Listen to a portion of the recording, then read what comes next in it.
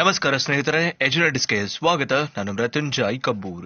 2023-24ನೇ ಸಾಲಿನ ಬಿಎಡ್ ಪ್ರವೇಶಾತಿಗೆ ಸಂಬಂಧಪಟ್ಟಂತೆ ಈಗಾಗಲೇ ಎಲಿಜಿಬಲ್ ಲಿಸ್ಟ್ ಅಥವಾ ಅರ್ಹತಾ ಪಟ್ಟಿಯನ್ನು ಪ್ರಕಟಪಡಿಸಲಾಗಿದೆ. ಈ ಅರ್ಹತಾ ಪಟ್ಟಿಯಲ್ಲಿರುವ ವಿದ್ಯಾರ್ಥಿಗಳು 15ನೇ ತಾರೀಕಿನಿಂದ 20ನೇ ತಾರೀಕಿನವರೆಗೂ ಈಗಾಗಲೇ ತಮ್ಮ ಮೂಲ ದಾಖಲೆಗಳ ಪರಿಶೀಲನೆಗೆ ಹಾಜರಾಗ್ತಾ ಇದ್ದಾರೆ. ಅಂದ್ರೆ ಡಾಕ್ಯುಮೆಂಟ್ ವೆರಿಫಿಕೇಶನ್ ಮಾಡಿಸ್ತಾ ಇದ್ದಾರೆ. ಈ ಡಾಕ್ಯುಮೆಂಟ್ ವೆರಿಫಿಕೇಶನ್ ಅಥವಾ ದಾಖಲಾತಿ ಪರಿಶೀಲನೆಯ ನಂತರ ಏನಿರುತ್ತೆ ಮುಂದಿನ ಹಂತಗಳು ಅಥವಾ ನೆಕ್ಸ್ಟ್ ಪ್ರೊಸೀಜರ್ ಏನಿದೆ ಅಥವಾ ನೆಕ್ಸ್ಟ್ ಪ್ರೊಸೆಸ್ ಏನೇನಿದೆ, ದಾಖಲಾತಿ ಪರಿಶೀಲನೆಯ ನಂತರದ ಮುಂದಿನ ಹಂತಗಳು ಏನೇನು ಅನ್ನೋದಕ್ಕೆ ಸಂಬಂಧಪಟ್ಟಂತಹ ವಿವರಗಳನ್ನ ತಿಳಿಸಿಕೊಡುವಂತಹ ಪ್ರಯತ್ನವನ್ನ ಈ ವಿಡಿಯೋ ಮೂಲಕ ಮಾಡ್ತಾ ಇದ್ದೀನಿ. ವಿಡಿಯೋ ಸ್ಟಾರ್ಟ್ ಮಾಡೋದಕ್ಕಿಂತ ಮುಂಚೆ ನೀವೇನಾದ್ರೂ ಎಜುನೆಟ್ಸ್ಗೆ ಹೊಸಬರಾಗಿದ್ರೆ ಅಥವಾ ಇನ್ನೂವರೆಗೂ ಸಬ್ಸ್ಕ್ರೈಬ್ ಮಾಡಿಕೊಂಡಿಲ್ಲ ಅಂತಾದ್ರೆ ಸಬ್ಸ್ಕ್ರೈಬ್ ಆಗೋದನ್ನ ಮರಿಬೇಡಿ ಮತ್ತು ಮುಂದಿನ ಎಲ್ಲ ಅಪ್ಡೇಟ್ಸ್ಗಳಿಗಾಗಿ ನೋಟಿಫಿಕೇಶನ್ ಬೆಲ್ ಒತ್ತಿ ಆಲ್ ಅಂತ ಸೆಲೆಕ್ಟ್ ಮಾಡಿ.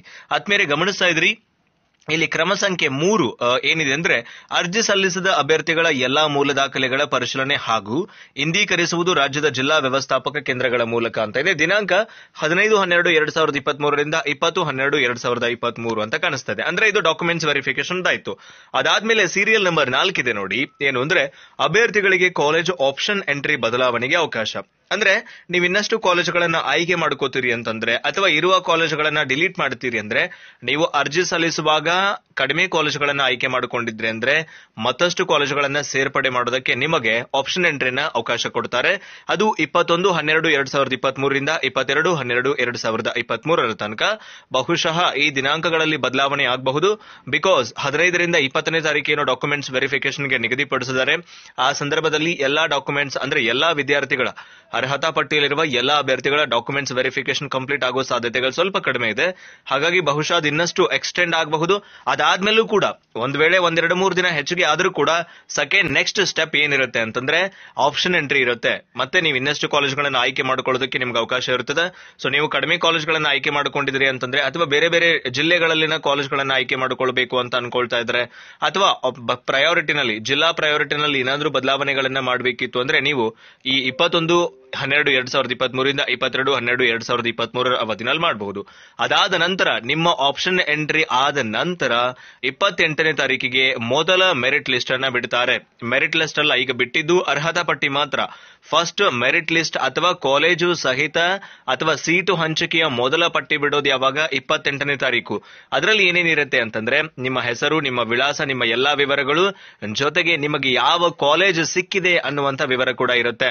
ನಿಮ್ಗೆ ಅದೇ ಕಾಲೇಜಿಗೆ ಬೇಕು ಅಡ್ಮಿಷನ್ ಅಂದ್ರೆ ನೀವು ಜಸ್ಟ್ ಅಕ್ಸೆಪ್ಟ್ ಅಂತ ಮಾಡಿ ಪೇಮೆಂಟ್ ಅನ್ನ ಮಾಡಿ ಅಡ್ಮಿಷನ್ ತಗೊಳ್ಬಹುದು. ಇಲ್ಲ ನನಗೆ ಅದು ಕಾಲೇಜ್ ಬೇಡ ಅಂತಂದ್ರೆ ನೀವು ಜಸ್ಟ್ ರಿಜೆಕ್ಟ್ ಅಂತ ಮಾಡಿ ಕಂಟಿನ್ಯೂಡ್ ಫಾರ್ ಸೆಕೆಂಡ್ ರೌಂಡ್ ಅಂತ ಕೊಟ್ಟು ನೆಕ್ಸ್ಟ್ ಸೆಕೆಂಡ್ ರೌಂಡ್ಗೂ ಕೂಡ ಕಂಟಿನ್ಯೂ ಆಗೋದಕ್ಕೆ ಅವಕಾಶ ಅದ. ಸೊ ಹಾಗಾಗಿ ಡಾಕ್ಯುಮೆಂಟ್ಸ್ ವೆರಿಫಿಕೇಶನ್ ನಂತರ ನಿಮಗೆ 1 ದಿನಗಳ ಕಾಲ ಆಪ್ಷನ್ ಎಂಟ್ರಿಗೆ ಅವಕಾಶ ಕೊಡ್ತಾರೆ. ಇಲ್ಲ ಸರ್ ನಂದೆಲ್ಲ ಕಾಲೇಜ್ ಎಲ್ಲ ಬರಬರದ ಅಂದ್ರೆ ಅಷ್ಟೇ ಬಿಟ್ಬಿಡ್ರಿ. ಇಲ್ಲ ನಾನು ಇನ್ನಷ್ಟು ಕಾಲೇಜ್ಗಳನ್ನ ಹಾಕೊಳ್ಬೇಕು ಅಥವಾ ಇರುವ ಕಾಲೇಜ್ಗಳಲ್ಲಿ ಏನಾದ್ರೂ ಬದಲಾವಣೆಗಳನ್ನ ಮಾಡಬೇಕು ಅಂದ್ರೆ ನೀವು ಮತ್ತೆ ಕಾಲೇಜ್ಗಳ ಕುರಿತ ಬದಲಾವಣೆ ಮಾಡೋದಕ್ಕೂ ಕೂಡ ಅವಕಾಶ ಇರ್ತದೆ. ಅದಾದ್ಮೇಲೆ ಮೊದಲ ಮೆರಿಟ್ ಪಟ್ಟಿಯನ್ನು ಕೂಡ ಬಿಡ್ತಾರೆ 28ನೇ ತಾರೀಕಿಗೆ. 28ನೇ ತಾರೀಕಿಗೆ ಫಸ್ಟ್ ಮೆರಿಟ್ ಲಿಸ್ಟ್ ಬಿಟ್ಟ ಮೇಲೆ ನಿಮಗೆ ಸಿಕ್ಕಂತಹ ಕಾಲೇಜ್ಗೆ ನಿಮ್ಗೆ ಅಡ್ಮಿಷನ್ ಬೇಕು ಅಥವಾ ಏನಾದ್ರೂ ಬದಲಾವಣೆಗಳಿತ್ತು ಅಂದ್ರೆ ಅಡ್ಮಿಷನ್ ಪಡೆಯೋದಕ್ಕೆ ಅದೇ ಕಾಲೇಜ್ ಬೇಕು ಅಂದ್ರೆ ನೀವು ಅಡ್ಮಿಷನ್ ಪಡೆಯೋದಕ್ಕೆ 30ರಿಂದ 3ನೇ ತಾರೀಕು, ಡಿಸೆಂಬರ್ 30ನೇ ತಾರೀಕಿನಿಂದ ಜನವರಿ 3ನೇ ತಾರೀಕಿನ ತನಕ ಕೂಡ ಅವಕಾಶ ಇರುತ್ತದೆ ಫಸ್ಟ್ ಮೆರಿಟ್ ಲಿಸ್ಟ್ ನಲ್ಲಿ ಇರುವಂತವರು. ಸೊ ನೀವು ಫಸ್ಟ್ ಮೆರಿಟ್ ಲಿಸ್ಟ್ ನಲ್ಲಿ ನಮ್ಗೆ ಅದೇ ಕಾಲೇಜ್ ಬೇಕು ಅಂತ ಅಕ್ಸೆಪ್ಟ್ ಮಾಡಿ ಪೇಮೆಂಟ್ ಮಾಡಿದವರಿಗೆ 3ನೇ ತಾರೀಕಿನ ತನಕ ಆಯ್ತು. ಇದು ಆಯಾ ಡಯಟ್ ಗಳಲ್ಲಿ ನೀವು ಅಡ್ಮಿಷನ್ ಸ್ಲಿಪ್ ಅನ್ನ ತಗೊಳ್ಳೋದಕ್ಕಿದು. ಅಡ್ಮಿಷನ್ ಸ್ಲಿಪ್ ತಗೊಂಡ ಮೇಲೆ ನೀವು ಕಾಲೇಜಿಗೆ ಹೋಗ್ಬೇಕಾಗತ್ತಲ್ಲ, ಪೇಮೆಂಟ್ ಅನ್ನ ಮಾಡಿ ಅಡ್ಮಿಷನ್ ಸ್ಲಿಪ್ ಅನ್ನ ತಗೊಳ್ತೀರಿ ಡಯಟ್ ಇಂದ ಅಥವಾ ಸಿಟಿಇ ಕೇಂದ್ರದಿಂದ. ನಂತರ ಅವರು ನಿಮಗೆ ಅಡ್ಮಿಷನ್ ಸ್ಲಿಪ್ ಅನ್ನ ಕೊಡ್ತಾರೆ.